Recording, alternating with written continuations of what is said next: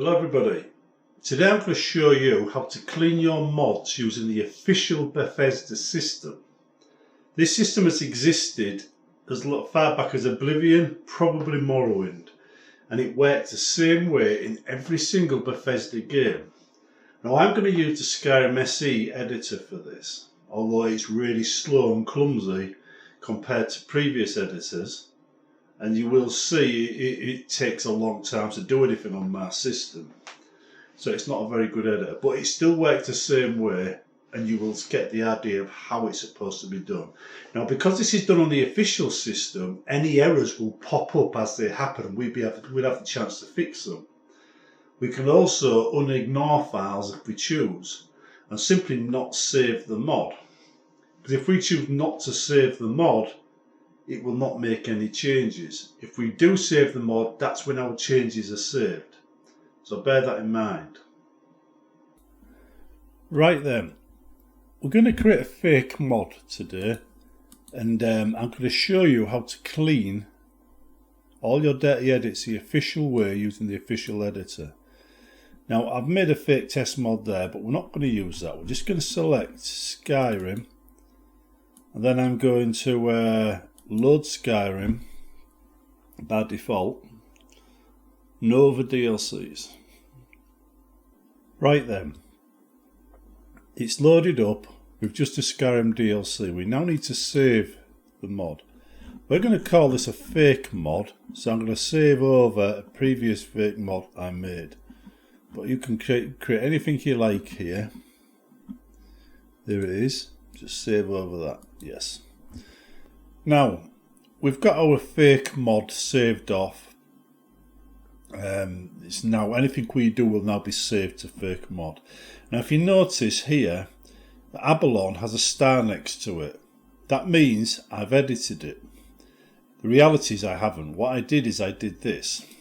If I open the next one and I just cancel, nothing changes.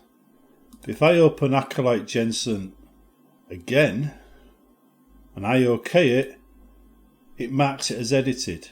The editor thinks I've edited it when I haven't. So when you OK it, it marks it as edited. Now if we go to data now, we go down here, look at fake mod, right? It says Abalone is the edited one, the previous one, but it doesn't say that's been edited because we haven't saved it yet. So we're going to go ahead and save it. Now if we go to data again, go to fake mod details, both of them are listed there as edited. So you've learnt there that in order to actually get the edits to listed, you have to save your mod. If you don't save your mod, it won't automatically appear in there. But we don't want these edits there. We want to get rid of them. So we're going to use the official system to clean out these edits. What you do is you select the two edits you don't want and you hit delete. The window will appear. You've chosen to ignore, it says you have chosen to toggle the ignore flag on one or more items in the current file. Ignored objects are not loaded from the file by the editor or the game. This means that the objects marked as ignored will be lost during any save, including merge to master. So we click yes. And now if we just look there, the ignored box there has an I next to it. That means these are ignored. We've cleaned those items out now. But they're still marked as edited there, because we actually need to load the mod again to have the effects we want. So we're going to select the mod, we're going to OK it, and then we're going to load it up, and then we're going to look at what the editor's done with those two files. Right then, we've now reloaded fake mod with the ignore flag set on two files. We get some warning messages popping up here. Now, one thing the editor does, which third-party tools don't do, is it tries to fix or tries to tell us when things are going wrong. So we can look at this, we can find out if any of these are related to our changes. And in this case, they're not. These are all standard Bethesda errors, so we can ignore them. But if we go back to data now and we look at the data file, you will notice not a lot has changed. It's still there and they're still marked as ignored. So it's almost like nothing has happened.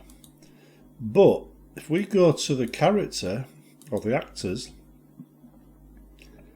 you notice there the star has gone. The game no longer considers them to be edited. That is how you clean your mods. This here is now an unedited file as far as the game and the editor are concerned. If I was to just open that one again and deliberately hit OK to re-edit it like that, and then I was to save it again and get rid of that, and then go back to data so we can see if the ignore flag is still being ignored, you will notice, right, that one of them is back as edited and the other one has disappeared. The reason why that is simple. We loaded the mod and it ignored the files. So whilst it was still there because we hadn't actually saved it yet, says it appeared on the list. Once I saved it, the ignored files disappeared. We're going to do it again now. I'm going to go to here, I'm going to go down, I'm going to ignore Oblivion, right? Right there. We're going to close that, we're going to reload the whole thing. It's now loaded back up, we go back to actor, we're going to check if it's edited. No, you see it's not edited there. Go to data, all the way down, select fake mod details, it is still there, it is still marked as ignored. So we'll cancel that, we're going to save the mod now, simple as that. Remember it's loaded in the mod, it's ignored the Oblivion edit. Now we've saved it, because it's been ignored, it should have disappeared. Details, see, nothing. The editor has removed the edit from the mod for us. And that is the official editing system that Bethesda's games use. Now I've been using that since Oblivion. In every single game they've released, that's how I clean my mods. Some tools detect that as a dirty edit. They're wrong. This is the official system for cleaning mods. It's also the chance when you actually do remove edits where you see any errors it causes and you get the chance to fix them because it will report to you if there's an issue, which is why it's much safer doing this in the editor than it is in a third-party tool which doesn't give you that kind of information. And the star next to the name above here at the top, that tells you that something's been edited and it needs to be saved. But if I just click exit now, the edit won't be saved. Okay then, now you've seen how to make changes to your mod. You've seen how to ignore the changes, how to remove them from the mod and the whole process involved in it. This is by far the safest way to handle these sort of things. It's a system I use and I've yet to see this corrupt my mods like third-party tools have done in the past. This is how you do it properly and how you use the tools properly to keep your mods clean and healthy.